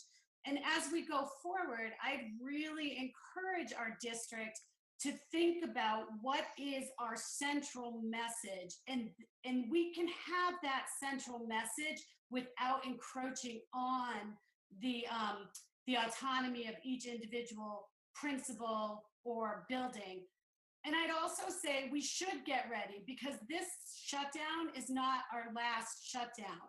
This is going to be something that we're going to have to deal with going forward, and communication and how we reach out, both from an educational perspective and from just, hey, we see you, we understand you. We really have to do, in my opinion, a lot better with that, because it's been really frustrating to be both a parent of that and a person on the board that it really is just wondering, okay, when is the message going to come? So I'm just curious, feedback that maybe Colt has received from LEAD. Are they getting any feedback from the community about, questions and concerns expressed by Kelly and Jocelyn? I mean, I have to say, as the person that gets the CVSD board emails, I think I got an email from Michael, somebody or another, who wanted to provide us free internet access. And I think that was it. I haven't heard anything. And so I want to keep this at Kelly. I don't think our board has been very. Yeah, Kelly, you asked a question. I was giving you an answer. I actually don't think people are coming to the board at large, because I don't feel they think that the board is being responsive. I think people have reached out to individual board members, but I think that they're venting their frustration outside the board, because the board has been, frankly, just it's in a passive responsive mode. So I was actually asking, offering this in a criticism. I'm offering this so that we can think about how we can be more proactive and engaging. So that's my purpose. Okay, but I was actually asking Colt, because it's not the board's job to send out a communication. I was asking Colt if they had received any feedback in their meetings with LEAD, the principals, if they were getting feedback that they weren't getting something. There was a need that wasn't being met. I guess that's my question for Colt. Anybody can jump on and. I can respond to a couple of them. Megan, you may want to mention a few things as well. When this started, we were doing daily communications on the part of the district, and we were having daily meetings with LEAD. That was the case right up until today. And lately, what we've been doing is we have conversations with LEAD about whether something should be communicated through the district or whether it should be communicated through the locals. And often, and Greg may still be on the call, I remember Greg saying what really works well is the district sends out something first, and then it's followed by local communication that reinforces that and maybe specifies it a little bit for their particular circumstances. In terms of feedback, Lynn, we sent out that survey. On that survey was a question about how satisfied are you with the communications from the district, from your school, and from your teachers. I can share all that information, but right now the feedback was very positive for all three entities.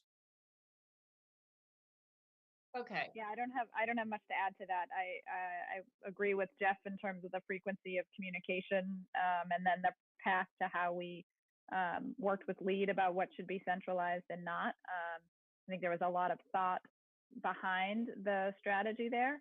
And then I mean, I don't know about the rest of Colt. I'm not aware in any of our LEAD meetings that principals are getting feedback around lack of communication. That doesn't mean that every single person is satisfied with communication, but we're not receiving any kind of global feedback. Okay. I would just, I will put out there again, I know we talked a lot about it last week, but if parents are coming to individual board members expecting the board to take an action, I would just ask you to please follow the chain of communication and start with the ground up. If LEAD isn't hearing it, how are they supposed to address it? And we're a board. We're not administrators of the school. That's not our job to do that. So I would ask you to do that, to follow the chain. I just want to, Barbara just put down a bunch of questions. Do you foresee a setback starting the continuity of learning next week, then having to break for spring break? Are you factoring in methods on how to make up for the 1 week interruption break? Or do you feel the break is positive as it will provide staff and admin to validate how we have progressed thus far? I guess that's, Jeff, a question for you. Sure, and Elaine, you might want to chime in as Yeah, the right. governor providing guidance around why he's advising Mhm. a big Right. break. Mhm. I will speak a little bit to the fact that I think superintendents in the region and a lot of administrators as well feel as though this break is much needed for many families, but also for teachers. But I do think, Barbara, this is a great opportunity after 1 week of starting the remote learning, making some adjustments during that week, going into the next stint, because that next stint will be realistically the rest of the school year. So the reality is the advice is to still take break. And so we're just going to try and make the best of it. But Elaine, you want to talk about the reasoning? Yeah, it's guidance. And I mean, I think the expectation is that we stick with our calendar, which would mean taking that break. Part of the reasoning for that is we don't know when this is going to end. We don't know when we might be able to get back together. And we have contracts that say teachers are under contract for a certain number of days. I know that Dan French, Secretary of Education, is thinking about preserving some days for a possibility of coming back at the very end. We don't know if that's going to happen or not, but if we don't take April break, school's going to get done a week earlier, right? We have the number of days that we have. It's not that because we're in this kind of thing, all of a sudden we're going to have 185 student days.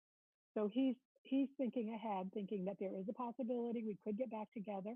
I don't know. I'm sure all of you have thought about this. My heart breaks for those seniors, 8th graders, our retiring teachers who are going to have such a very, very different closure.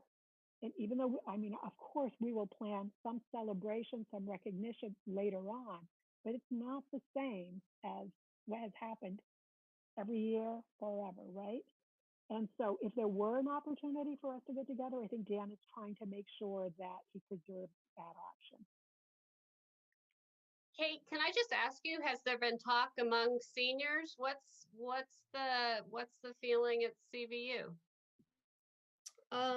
Yeah, I think people are just pretty bummed about it, but definitely hoping that we have the chance to come back for even if it's just like one day at the very end or something in June, just to like see everybody before we go. Mm-hmm. Yeah. All right. Let's see, Erin. My question was, I think, Jeff, I heard you say asynchronous and synchronous learning, that the district is going to be employing both going forward on Monday. And I think I might have misread some of the communication then. Is that right? The expectations were set to try to balance the two. I think different grade levels need a greater balance. You don't want 3 hours of synchronous learning, let's say, at middle level. But when you only have an hour of learning, perhaps you may not have that same balance. But yes, right now, the guidance for teachers is to provide both types of learning. Okay, I'm just clarifying because I think there are, as I know you know, the equity concerns become bigger and bigger with anything that is synchronous, and already seeing that in my own classroom and in my son's classrooms, and not avoidable, totally agree. but yeah, Yep. yeah. I just want to say, and then I'll mute myself. I think that one thing we're all experiencing here tonight, and that I've seen in my school, and is that people who are at home with kids are having such a different experience right now. And so some of the emotion and the stress levels and the sentiments expressed here tonight, and these are in families that are, for the most part, probably fairly lucky and high functioning. The stress levels and the challenges with home with kids right now, it's very hard to translate, I think, in a lot of situations. And I just think that speaks to a lot of the emotion for some of us here. It's totally understandable. I don't even, I said to my husband, I mean, I thought having 2 college kids home again was tough. I think the position that parents with young kids, even high schoolers, I can't imagine doing it. So I would volunteer to come help, but that governor says I can't do that. I'll make you masks so y'all can get outside, but I appreciate you saying that, Erin, and I can't imagine. Brendan, you're up.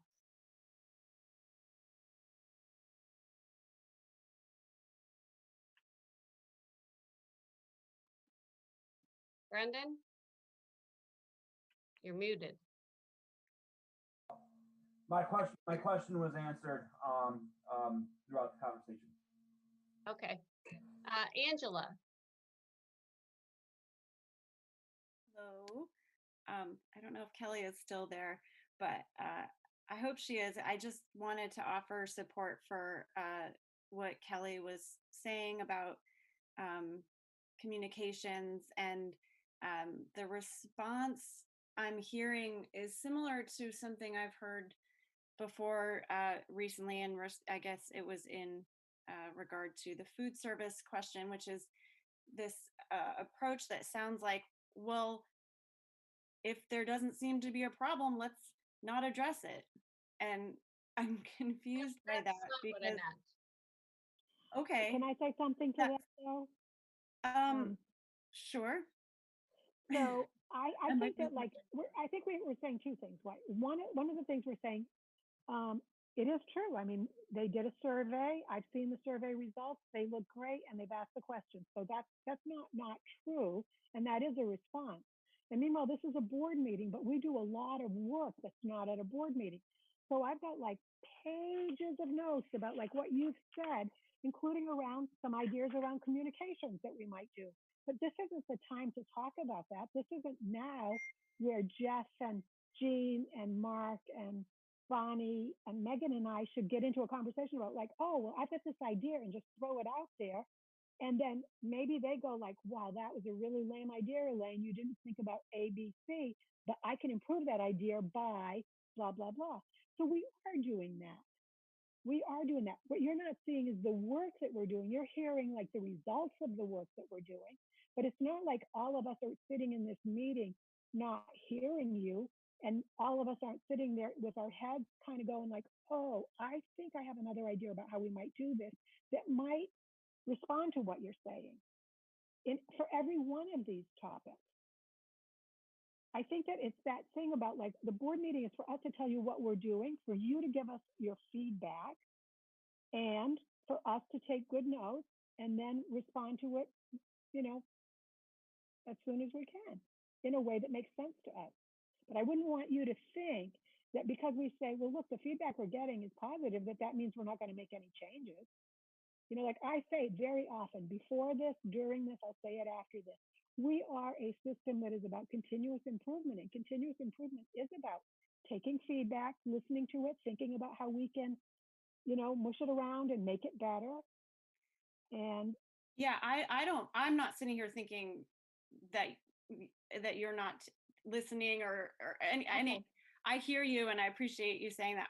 That's not the track that my mind is on. I guess it's then I more like, misunderstood you. that's okay. This isn't Yeah. easy. It's not easy to be a little box on a screen, and I know. I think it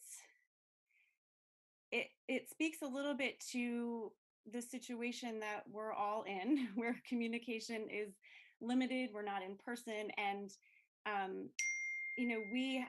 I'll speak for myself. I have had lots of questions for a long time now. What feels like a long time, I guess it's probably in reality been 4 weeks or 3 weeks, and this is the first opportunity I've had, or I think any of board members have had, to really address any of these issues as face-to-face as we can. It didn't really happen in the Saturday meeting that we had. It wasn't the right time. We were 2 days in, school hadn't even been canceled yet, all this stuff. So I'm going back to Brendan's question about the food, like, is this a good use of it? It sounded like, Brendan, you were feeling it wasn't a good use of your time.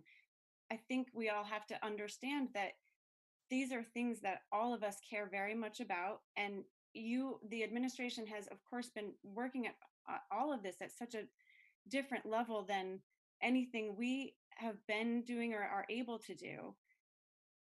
But this is our first opportunity in many ways to really communicate our questions and opinions. Yeah, and I didn't mean to say that I didn't feel it wasn't a good use of our time. What I felt like we were trying to do is to try to get ourselves in a position. We were trying to lobby administration to do something else when they've made a data-driven decision. So please do not feel that I didn't feel that it was a conversation that was worthwhile. I thought it was a very robust conversation. My perspective was I was just missing that the data component to make a strong argument against it. And I also want to go back to another thing that I just thought about is that, we're kind of, when we went from our individual boards, when we used to be 6 different school districts, it was a very much of an operational board. And over the years, we've moved into a policy-driven board where, we've given the freedom of administration to, make decisions and present to us and kind of look for us for guidance. And, when I'm at work in healthcare, I'm not like Dr. Brumstead, our CEO, or Dr. Leffler, they're the ones communicating everything out to the families. I don't hear anything from the board of the hospital. So I think that, people come to me also in the community and said, hey, what do you think about this? And, my response is, I think that the administration is doing a good job. The board is very much involved in what we're doing. But it's a changing environment. But if you have concerns, you need to reach out directly to your kid's principal or teacher and follow that chain. So I don't let people necessarily come and vent to me. And if I do, I really try hard not to bring that stuff directly to a board meeting. And don't get me wrong, there's been times where I've called up Lynn and with as the chair of the board and said, Lynn, these are my concerns. And she would talk to me about it and we would figure it out. Same thing with Gene. Both of those guys have been very available to me as we've gone through this, and it's helped grounded me with some of the concerns I've had. Russ, you had your hand up. I haven't said anything this whole meeting. If I had to come up with a word to describe what the administration is doing right now, I think it would be triage. And we can't expect that they're going to be able to do everything. We can't expect that they're going to make all of the right decisions. But I also don't think we should be sitting here second guessing the decisions that they're making in real time. At some point we'll have the chance to do a post-mortem on all of this. And if and when there's a second round, I'm sure we'll do a better job. But it just astonishes me to sit here and listen to some of the things some of the board members have been saying to the administration, who've been busting their butts. They have families that are going through this too. I can't imagine the hours that these guys are putting in. And I really just think it's the height of arrogance of any of us to be breaking their chops and telling them things that they ought to be doing.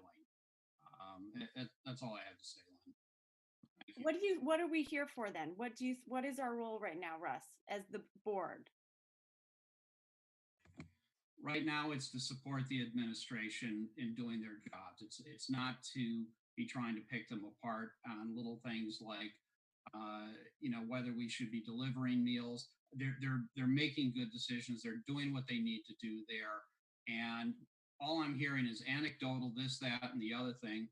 To Brendan's point, we're not seeing data. We're not seeing complaints. To me, it feels like you guys are substituting your judgment as parents rather than as board members.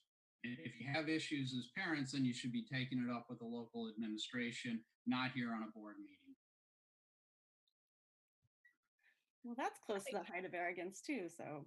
Well, all right, I think that doesn't, all right, and Jocelyn, one last comment, and then we'll. So I originally had a blue hand raised because Jeff, I was hoping that you could provide data that had to do with the survey that went home to families about accessing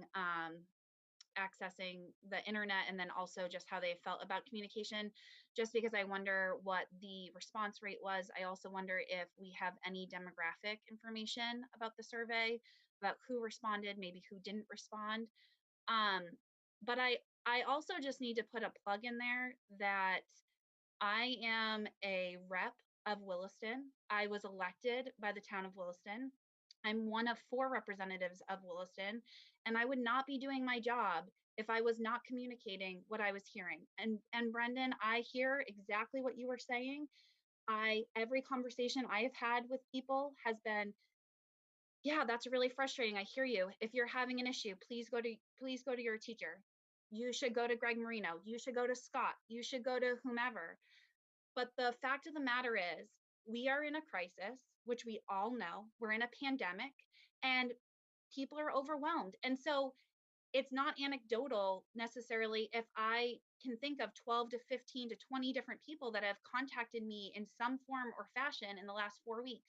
And also, Brendan, to your point, I know that I've tried to communications that I've had, and it's just because we're in this very different situation, it's been very difficult to communicate that and to have the conversations that we were having before, because everyone is, for lack of a better word, balls to the wall, like just trying to get stuff done. And as Angela was saying, this is really the first time we've been able to come together with the Colt staff to have a conversation. And Russ, if you don't have adults that are parents with kids that are living through this, communicating what they're doing, then what the hell are we here for? Like, I am probably equally as frustrated as other people. I am sorry if anyone on the Colt staff feels like I've been trying to tell you how to do your job. I've been simply trying to ask questions. I've been trying to throw out there great ideas that I've heard from other people, that I've heard from other staff members, but from other districts. And it's just that there's no right answer right now. But if there are little things that we can be doing that can be improving communication, or can be improving accessing food, or accessing services, or making sure that, like the unfortunate situation that happened in the district of MMU, where a 15-year-old just recently took his own life. Like, if we can be providing mental health services and be making sure that all kids are accessing their education, and there are ideas that we can be throwing out there, then we would be remiss not to do that. So I think we probably need to wrap this meeting up. I guess I just want to end by reviewing what our role is. Our role is what, right? And the how is the administration. And right now, our what is to tell the administration, figure out how to deliver continuity of learning after this maintenance of learning phase, while keeping our mission in mind, while keeping our definition of equity in mind and fulfilling every state mandate that comes down the road every 33 seconds. That is our what. And I think if we just step back away from this moment of crisis and pandemic, we have the best team in our back pocket, right? We have no reason, we've been given no reason not to trust the work that our administration is doing. We have no reason to think that they are not working in the best interest of all of our kids. And given the energy and effort and resource, time, staff, money that we've put into our social emotional learning, our multi-tiered systems of support, I can't imagine what more we could be doing, the experts who lead our team could be doing to make sure that they are reaching as many of our kids as they possibly can.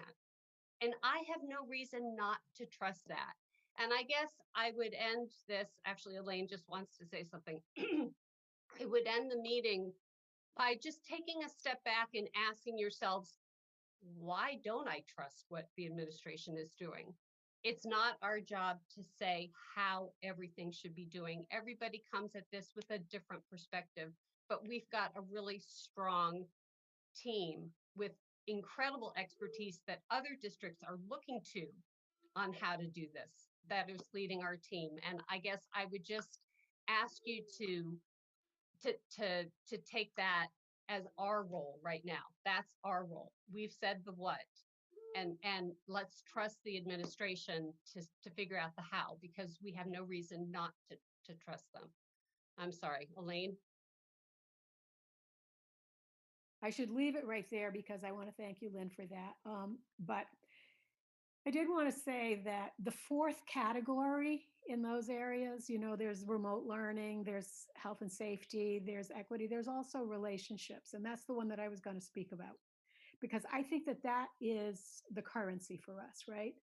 Relationships, relationships, relationships. And I think that, like, we were known as a district that had good culture, good relationships with people. And I mean that up and down the line, and I include the board members. I brag to my colleagues about what good board members we have. And you are looked around the state as being a very good board.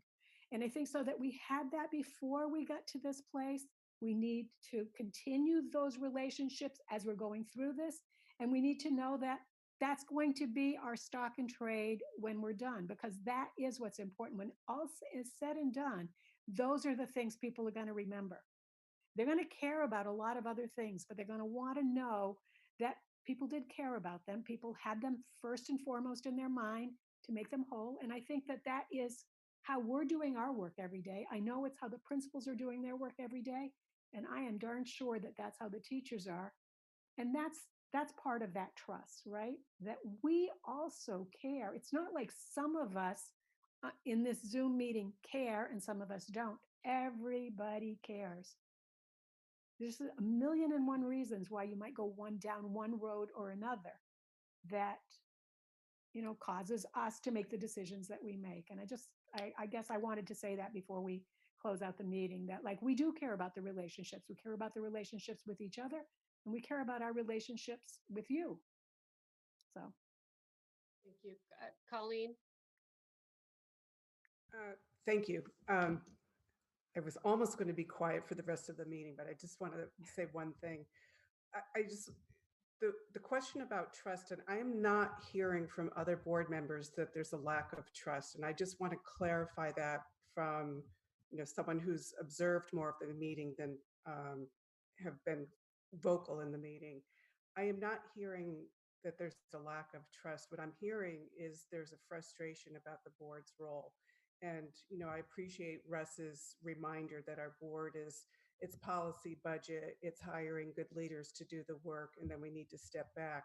What I am hearing from some board members, however, is there's an interest in wanting to be able to contribute to the work that the district is trying to do, and to find a mechanism, some kind of role for the board to have input. And I think the questions that or that document that you had developed, Lynn, where board members can drop a question in and then administrators respond to it when it's time, and we have an update in our tonight's agenda that was very helpful. There's an explanation, but I am hearing that there's an interest and there's a need for board members to have a mechanism to have more direct communication. And if that's through you, Lynn, or there's a prompt that goes out or something, but if people if our board members have their ears to the ground and they're hearing something in the community, they need to have a way to funnel it and not feel that frustration. I think there's something valuable there. But I just, to the administrators, I just wanted to say, I'm not hearing a lack of trust at all.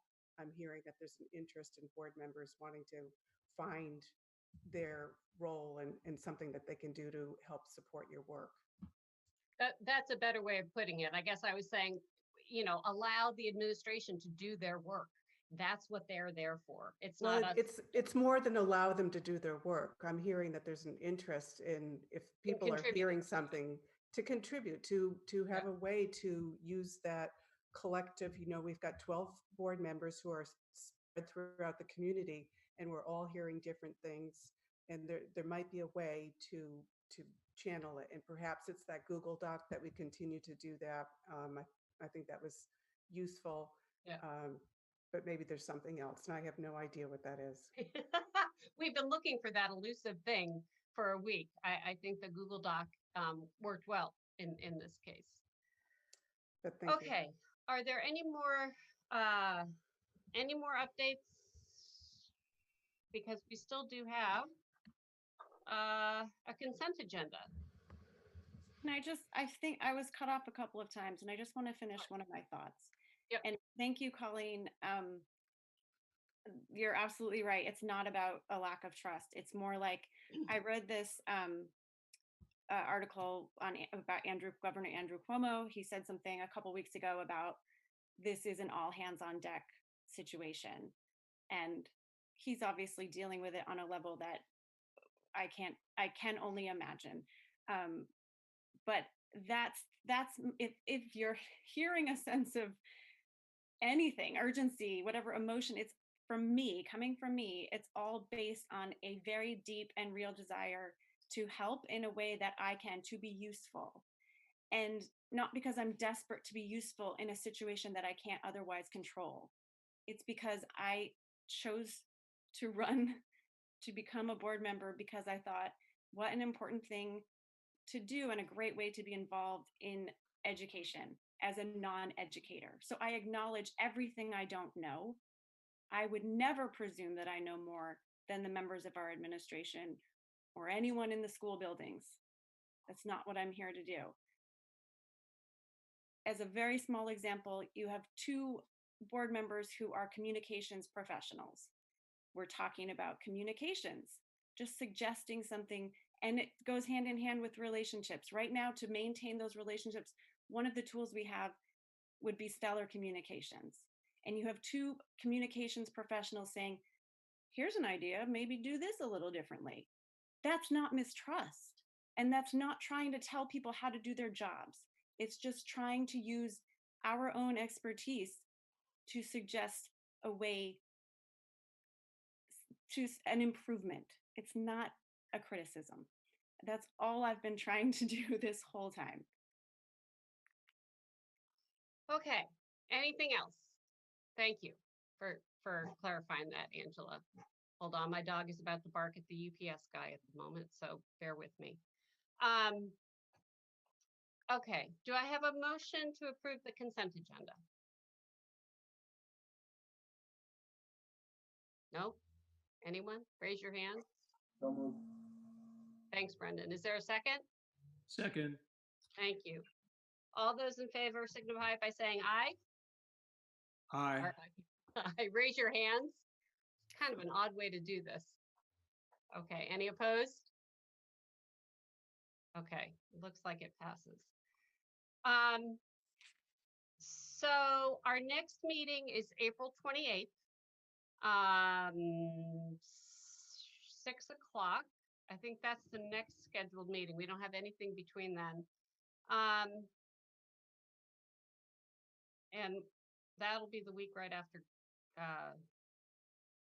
vacation. If you do have questions, if you have concerns, and please use the Google Doc. I mean, you saw the update that administration sent today, or with the agenda, that addressed all of the questions that were on there. I think that's probably our best way to continue the communications until we can meet back in person. Lynn, I'm sorry. I got several emails today, but I didn't see the update. Could someone just tell me which email it was in? It's been linked on your computer on the agenda. It's the COVID-19 COLT update. If you click on that, I think it was linked from the first email that went out. Thank you. And then the guiding principles linked to the state document. So and thank you. I mean, thank you for all of the feedback. We all are coming to this from different perspectives with different,